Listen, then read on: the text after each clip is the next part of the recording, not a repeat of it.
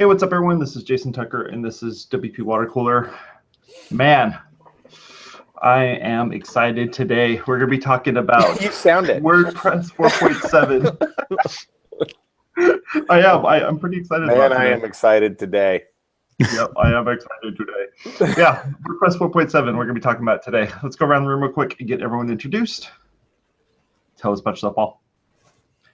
I'm Paul, PD Clark on the internet, where we are now. That's not a real thing. The interwebs, made of 25 to 50% WordPress, depending on how's counting and who's counting and all those things. I demand a recount. I make WordPress things. I'm a WordPress engineer, designer, software architect for many years. Happy to be here for another show. These days, I'm really into React and natural language processing because React connects to the WordPress APIs as found in 4.7, and NLP understands the words that we're pressing. So that's what I'm thinking about. Nice. Russ, what about you?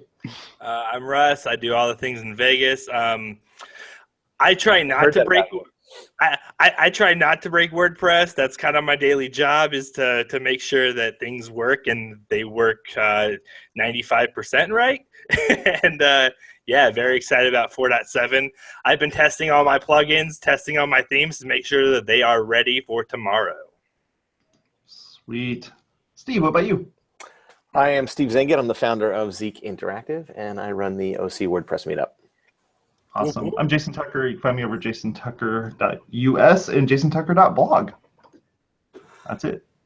Gotta love them .blogs. .blogs. So let's talk a little bit about WordPress 4.7. There's a lot in this. There is a lot in this. You know, just the idea of having a whole new theme to play around with and to criticize, and to rip apart, and to, you know, dive into. Have any of you guys looked at the new WordPress? I have, yeah. What do you guys think about it? So one of the things with 2017 that I think is the first time for it is it actually requires 4.7 to run. Like if you try to go download it and try to install it now on your site that runs 4.6.1, you actually get an error and it returns and says, "You need 4.7, dummy." Like. Is that the first time that they've done that? That's what I'm thinking, because I put 2016 on my site with it being, you know, 4.5 or you know, like whatever the version was. But I wanted to run 2017 on my blog when I was changing things over, and it wouldn't let me unless I updated it. And I wasn't feeling that risky on my live site yet.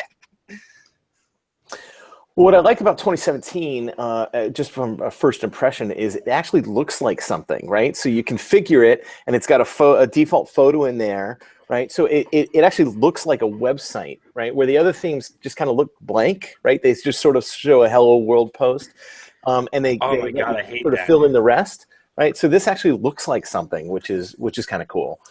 Have you ever tried to install, like, you go install a default theme and like you look for corporate and it shows you like this nice corporate lookout, and then when you install it, yeah, it just shows you the index page just as hello world. The worst. 2017, actually, when you install it, it looks like the screenshot, and you're like, all right, now I'm getting somewhere with this.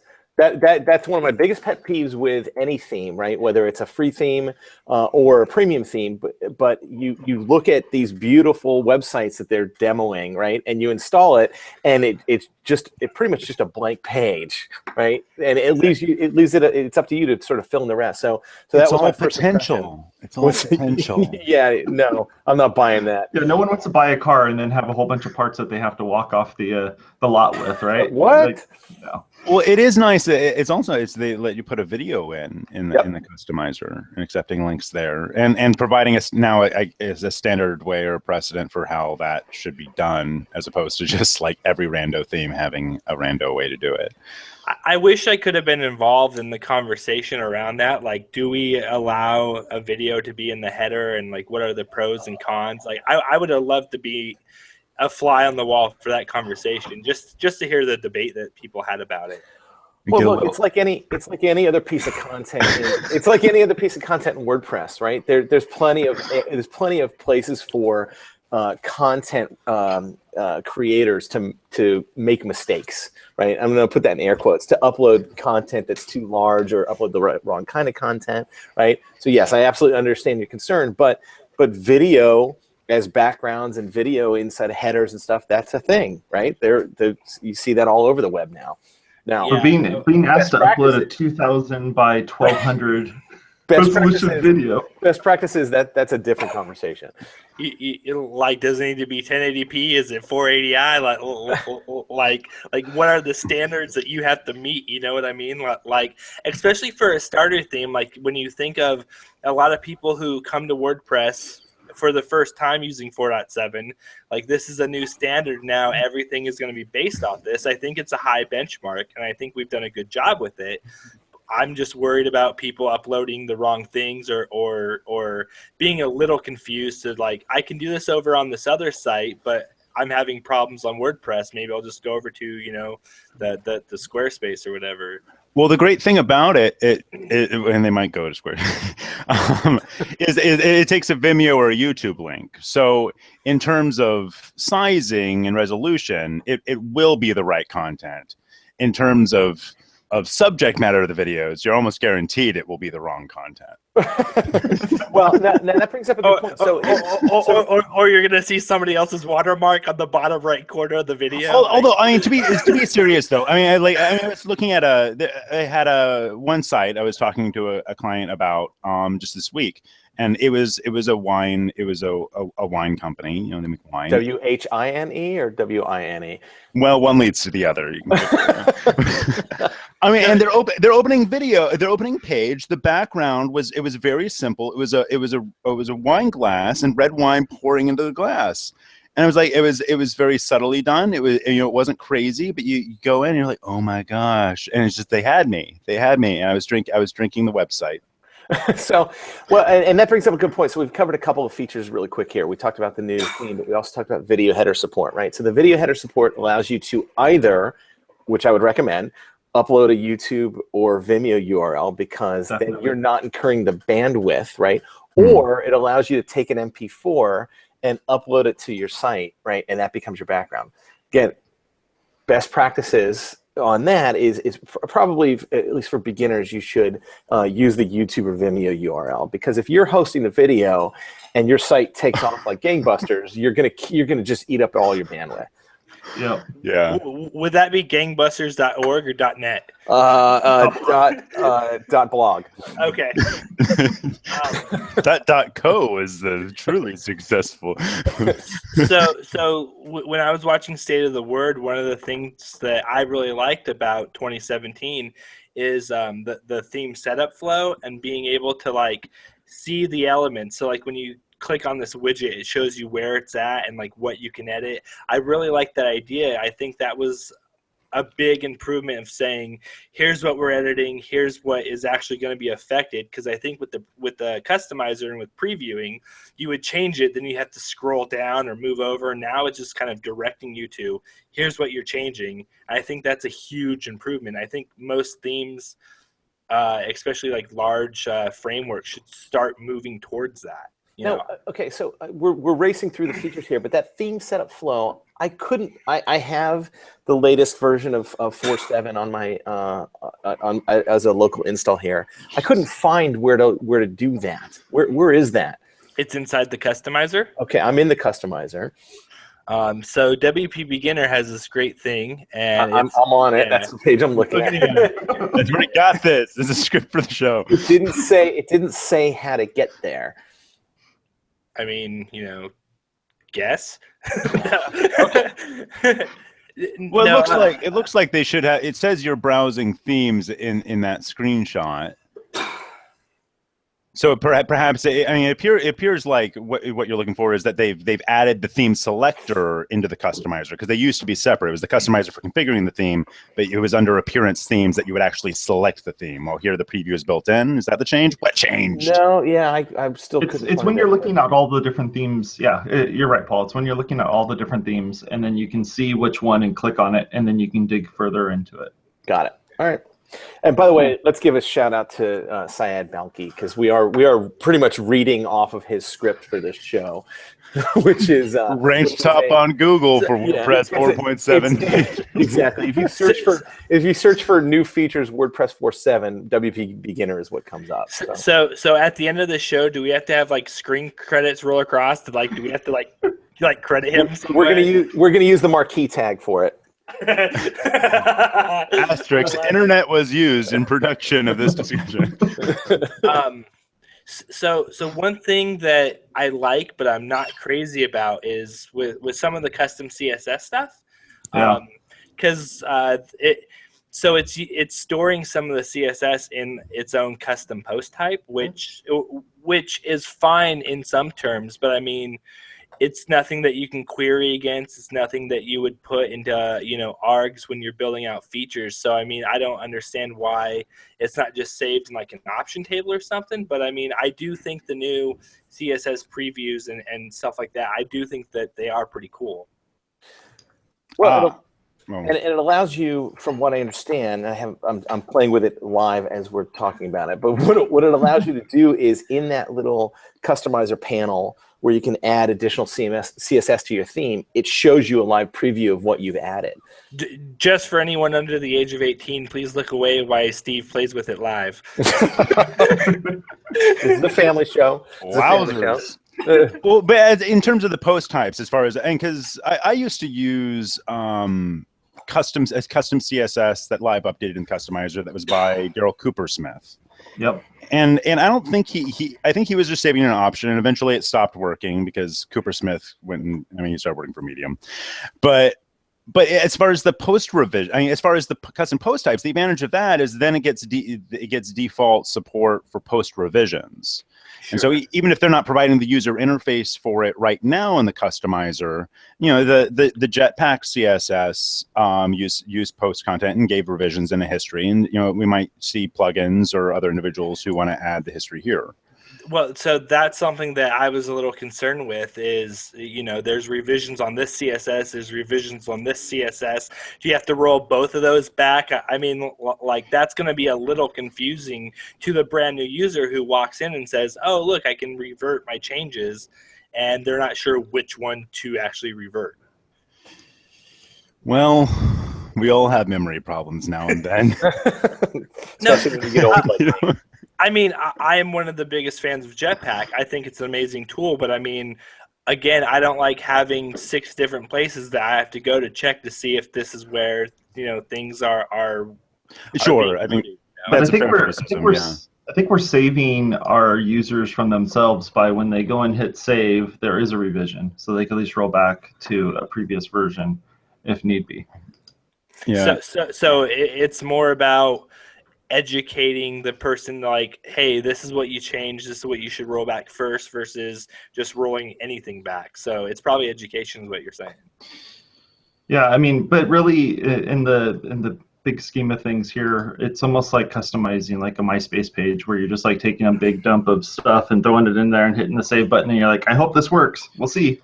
I don't know if I want my users going in there and making changes like that and in that, but if they're going to use something, at least make it so that they can roll back if needed. Wasn't that MySpace's tagline? I hope this works. We'll see. Yep, and then they pivoted, right? One of the no, I think their tagline was fingers crossed, fingers crossed, fingers crossed. Well, if anything, it's nice to have like a standard plate. I mean, like how many times, I don't know about you guys, but like I feel like every project to project, it's like a different play. If a client wants to change something, it's like, what plugin is it? What theme is it? Like who put a custom script where, like what, how, like hopefully now that there's just custom CSS built in, like there'll at least be one place, and like we can start to dismantle the crazy like put play script here that exists and everything else. So have dreams. are you implying that we're moving towards some kind of standard here? Don't be ridiculous. This is open source software. The user interface would be free. But I mean, I kind of like the idea of saying, you know, like we need some kind of benchmark or some kind of baseline to say, here's where you should try it first. If not, then, you know, try a plugin or try to put it in a child theme or something. But I do like this idea of change it here, and this way if anybody comes to work on your site, they have a general idea of where to go. Because like you said, the biggest problem is, okay, is it being styled by a plugin, or is it a plugin and queuing a script from a theme that's calling in an API from Google? It's like, what's really going on? And I think this is kind of saying everything's here, start here, you know. I guess the real question is how are developers going to migrate from things that they've coded up themselves to something like this? And when will they actually do that so that people will say, is it going to be in this CSS box or is it going to be in this CSS box? And now you can actually all have them in the exact box that, you know, everyone uses. I have the Again, answer standards. for that. I have the answer for that. Never. What's that? Yeah, never. Yeah. There's always going to be, you know, plugins that are out there that are developed by using not best practices, right? There's going to be developers that don't follow best practices. There's going to be themes. It just is the way it is. But we are moving toward a standard. Yeah. Sorry to be the pessimist in the room. One of the standards that I really like that WordPress is trying to set is everything with languages, and being able to say, like, this is, you know, specifically an English site, but it's English European Wales or English European whatever, or it's you know, it's going to be in this language. I really like the way that WordPress is building that in the core. I think languages is one of the hardest things to wrap your head around. Well, and so it's a per user basis. There's a big feature that's coming in 4.7 that I'm really fond of. We have done some international sites, and the way it was prior to 4.7 is the admin dashboard, you chose a language and you got one, right? And everybody had to use the dashboard in that same language, right? But now it lets you choose a language per user. So your language carries over with you based on your user profile. Now, if you installed 4.7 beta, it doesn't show up right away. Right. So if you go to user profile, you're not going to see a menu for language. You have to go to the settings general and choose another language first, and it'll install that language pack. And once it's available, then users have it to choose from. So okay. It doesn't just show you every single language that's available in WordPress. It's only the ones that you've installed. So it's really slick, right? So if you've got, you know, English-speaking users and Spanish-speaking users on your site, you can just install English and Spanish, and your users can choose what they want to see the dashboard display. So do you think there's something in the back end that's limiting what scripts are being ran, so that way we're not running all the languages, but we're just running the ones we want? It's literally so if you go to settings general and you choose a new language, I'm doing it right now. I'm choosing Spanish and save it. It'll change your dashboard to Spanish, right? You change it back to English, but now what that's done is, or I change it back to English so I can read it. What that's done is inside of my WP content folder, I now have a folder called languages. And so those are the language packs that I've installed. So it's got one for Spanish. And now if I go to my profile, I can choose English or Spanish because it's got those two, or English by default, and then the Spanish one's installed. I think that's awesome, man. That is rad. I mean, that is really, really cool. Yeah, that makes it so that, you know, you're speaking you're reading the interface in your native tongue, but you can still write in whatever it is that the website's using. Correct. Or not. You can write in any language you want. But what's important is now the users that are in different countries or speak different languages can use the dashboard, and you can use it together. Well, especially like when you have guest authors or something, and they're like, "Hey, I'm somebody from Amsterdam, and we write it this way." I mean, I don't know what they speak there, but Dutch, I think. Amsterdamese. No Hopeless, but European country. Yeah. Hey, no Hopeless, but y'all, right? In America. But I mean, towards WordPress's credit, is making it more accessible for the world to use. I think that this is a huge step that needed to be taken, and I'm surprised we didn't do it earlier, but I'm grateful that it's here now. Well, I mean, and most companies now have remote teams, right? And some of those remote people are in other countries and speak different languages, right? And so this just allows us to really expand our remote teams. Yeah. So next one on the list here on WP Beginner is the thumbnail previews for PDFs. That's actually pretty cool. It's very cool. It is cool. I never. It's not worth. I never realized how big PDFs were to some sites. During WordCamp Orange County during the Plugin Palooza, Andy showed us this plugin that he did for PDFs, and in his demo, it had a link to the actual PDF to where it could be downloaded. And somebody said, "Can I get rid of that link?" And John Brown, one of the judges, said that link actually matters to a lot of people. And so now that we have this link and you're able to see what you're actually linking instead of hoping your link to this PDF works, I think this is a huge improvement as well. Oh, yeah. Yeah, I mean, anybody who puts PDFs and links PDFs on their site is going to see this and go, yes, this is exactly what I've been wanting to do without having to install 3 different plugins. The next one on the list is editor enhancements. I'm not crazy about a lot of these, man. Yeah, this is more of an editor redesign, is what it is, right? We moved the drop down for formatting so it's not hidden anymore. Great. After 10 years, we decided maybe people need to see that. I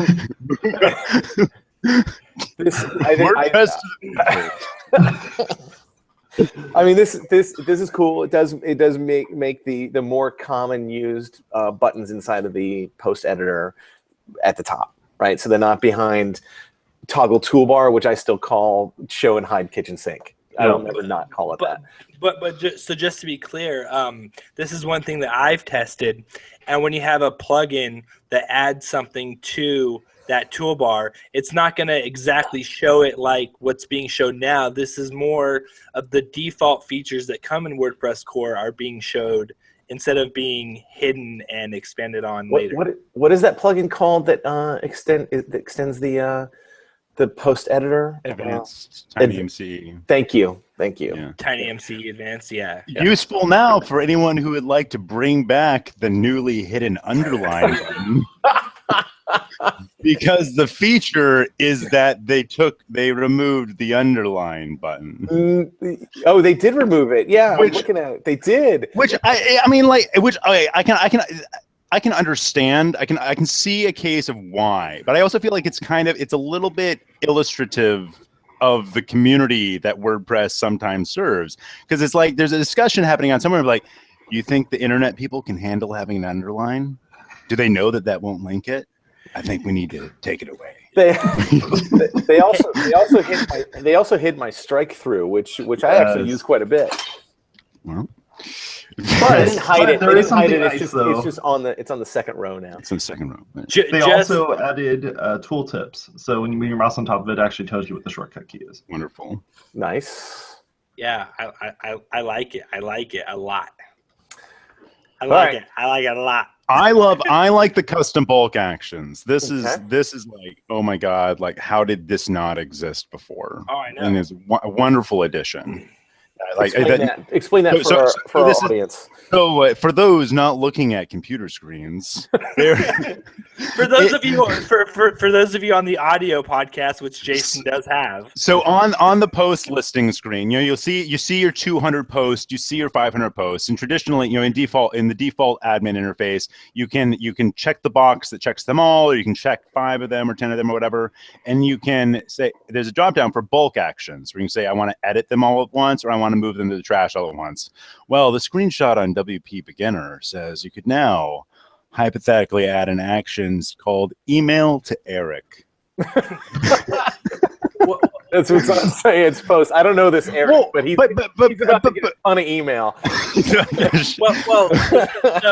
So, but for business workflows, this is it's like amazing. well, that's what I was going to get to. So when you have like a large team, like Steve was saying, that works remotely, and you have your content editor somewhere else, you know, you no longer have to drop an email to that person that says, hey, can you please go and read this, or put something in Slack. You can simply save a draft and say email to Eric or to Steve or whatever, and have that pop up. And so, I mean, these custom actions are actually, I think, when done right, are going to improve how we edit, flow some things out. Is that the same Eric as Yaz's upstairs at Eric's? I wonder, because that would, never mind. I'm old. All I know is Eric owes me money, so I'm going to email that guy all the time. Get money from Eric. Okay. Yeah. One of the other big features that I'm super psyched about is having post type templates. And what does that mean? So as of now, like if you had your own custom post type called portfolio, you would have to go and create a template called portfolio single.php and design it the way that you want. And then if you wanted the same portfolio style kind of page for another post type, you had to create another template, rename it, and then reconfigure some things. And now what you can say is I want to use this template for portfolio, for news, for sports, and for posts, and all those posts will automatically use this default template. So no longer do you have to have 30 different templates in your theme. You can just have, you know, one template or two templates and have all your post types direct to this now. Nice. Which I'm very excited for, because a lot of the things that we do over at Maintain is stuff like, how do I make this look like, you know, this other thing? And now we can kind of do that, you know. There are going to be use cases where we still have to create a template for that.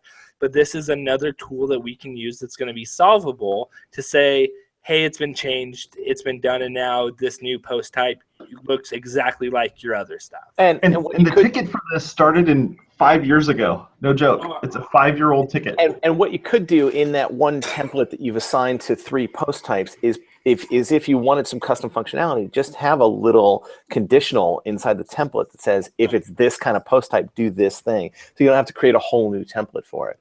Yeah. Well, I'm sorry, I got a little developer-y. No. So one of the things that they were trying to do, I mean, like, especially with the archive pages, you know, like if you wanted to have an archive page that laid out custom post types in a different way, you had to go and create separate, you know, archive pages and then separate single pages. And I mean, now this kind of takes care of that. And like Steve said, with one little line of code, you can now write a little bit of conditional logic to say, if it's this kind of post type, add this little link here, you know, like it's really going to save a lot of time, especially when it comes to custom mod features for clients. Mm-hmm. So for years now, we've been complaining about not having REST API, and I kid you not, folks, we're leaving 3 minutes to talk about the REST API. Well, we've got whole other episodes dedicated to the REST API, so we're just happy it's here. Now there's no excuse for not knowing it. You have to develop with it. Yeah. Here. There you go, Jason. That's it. That's it. That's all we got. Yeah, there's plenty of content. Go look up episode. Jason will tell you what number it is about the REST API. So I think if you're really wanting to learn the REST API deeply, I think one of the places you should start with is heading over to torquemag.io and go read anything that Josh Pollock is writing, because he's writing some phenomenal documentation on the REST API and what it does and how it works, and some possible features coming down the line. There's a lot of cool stuff with the REST API that I don't think we've even discovered yet that will come out in later versions. And if you'd like to start playing with APIs in general, or those kinds of calls, if you're on a Mac, there's a program that Aaron Holbrook turned me on to called Paw, and Paw is great for, you know, kind of testing out calls to something like the REST API. Is that PAW? PAW. I will Nice. post a link for it. Yeah. Paw is awesome. So here's the big question is, Steve, I know you work with a lot of clients. Jason, I know you have a lot of sites. PD over there, I'm not sure how many clients or sites you have, but so the question is, how many sites do you know right now that you're able just to flip the switch and install 4.7 tomorrow morning? Because none. None. Steve doesn't do bleeding. I don't do .0 releases. So 4.7.1 I will do on all my production sites. Steve's still running Snow Leopard right now, so you know. That's not true. No. And there's nothing wrong with it. It's one of my fears. I always wait for the .1 release. Guys, 30 seconds remaining. Who wants to talk about isomorphic apps? Let's talk about isomorphism, JavaScript. No. Later episode. I only ask because we run a lot of client sites for them, and like I'm very excited to upgrade all my stuff tomorrow, but I'm slightly worried a little bit of like what might break, or like what plugins haven't been updated to 4.7. So I think like Steve was saying, wait for the security release. That's just what we do as a practice. I'm not saying anything's necessarily going to be wrong with 4.7. It's something we do here at Zeek. We wait for the .1 release before we upgrade our production sites. Now, it doesn't mean we don't test on local and staging and dev servers, right? But our production sites, we wait for .1 release. Sure. Folks, that's about it for today. Thank you for watching the show. We really appreciate it. Click on the links on the screen to go to all the various postings and other videos that we've recorded, including the episode 209 where we talked about the REST API. Thank you. Click the little thumbs up button if you're watching this, and hit the subscribe button if you like it. Talk to you all later. Bye-bye. Bye.